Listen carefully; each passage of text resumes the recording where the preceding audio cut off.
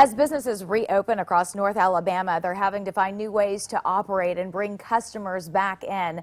Dennis Scott, the manager with Bell Chev in Elkmont, joins us now. Thank you so much for being with us tonight. Thank you. Thank you for having me.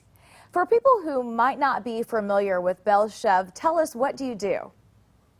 We are a goat cheese creamery. We make goat cheese here that we, right in this little small town of Elkmont, about 300 people.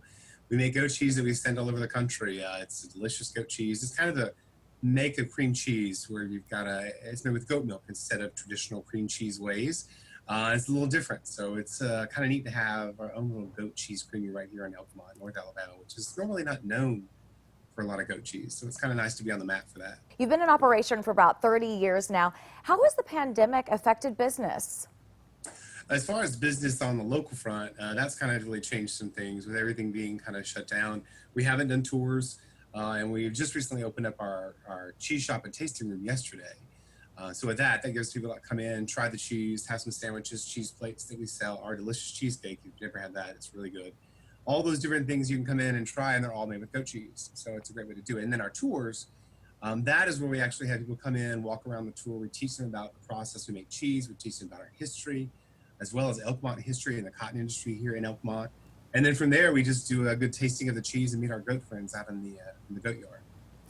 As you mentioned, one aspect of your operation is tours where people can sample your products and see the operation.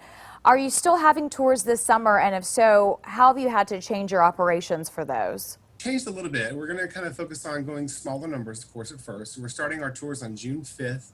We'll still run them on Friday and Saturdays like we normally do, still the same times. But we may just have it where we have to cut back on a few people and not have as many as we would have, sometimes 15 to 25 people. That's a lot for such a small area that we have here in the creamery. So we probably will look at dropping the numbers just to make sure that we're not overcrowding the tours, as well as large groups that come in. I've had a tour up to 100 people with a special group. So with things like that, we have to really think about how we're going to initiate and change as far as making guests feel safe here when they come to the creamery. What are your workers doing to stay safe during this time? A lot of us are just kind of being safe and not really going out, doing minimally what we have to do for essentials. If there's, most of us are pretty well, we're just a small staff. There's only 9 of us here, really even in the full-time aspect of things. So with that, we don't have a lot of opportunity with mingling with a lot of people. And so we just try and stay safe the best we can and wash our hands and do all those things. We're a food production facility. So we have food safety already at the top of our list. So it's just really just doing a few more things that we just don't really, share a lot of food, that kind of stuff. We basically keep that kind of simple, but we're already doing things safe for the food industry here. And we just add a few extra things to make it safer for our guests that come in. And from your perspective, what has been the most challenging aspect of the pandemic for your operation?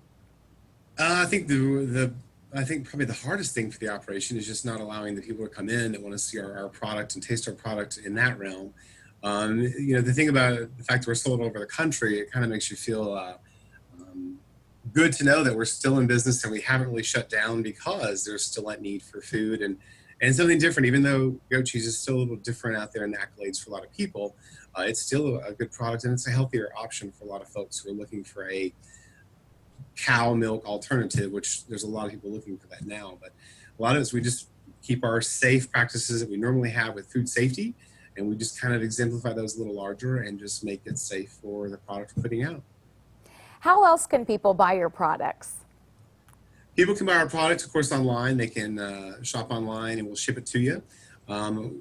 Check any Publix here in the state of Alabama. We should be seeing most of our cream cheeses here in the state of Alabama. And that way, basically, the closest thing, we always say come and see us if you're up in North Alabama, because we're really not that far away from Huntsville. So we're just a short little trip away. So come on out and see us out here on the weekend or during the week for the shop. It's open Tuesday through Saturday. Currently, we're kind of making a little slow transition with just allowing a few people in to eat in the shop, but not a lot. But definitely come out and try some of those sandwiches and cheese plates because they're delicious. And any other important information that you would like for us to know? People come out here and think that we're a farm. We're really not a farm. We're a creamery. So we don't really have the goats here that we take the milk from. We have goats here that are kind of our ambassadors for the goat world. So they do their meet and greets with folks that come visit us here at the creamery and kind of give a little bit of insights on, having a goat, taking care of a goat and petting them and seeing them up close. So that's kind of an informative thing we get to do. But a lot of people think we're a farm, and we're not a farm in any way. So, Dennis, thank you so much for your time this evening. you're welcome. Thank you for having us.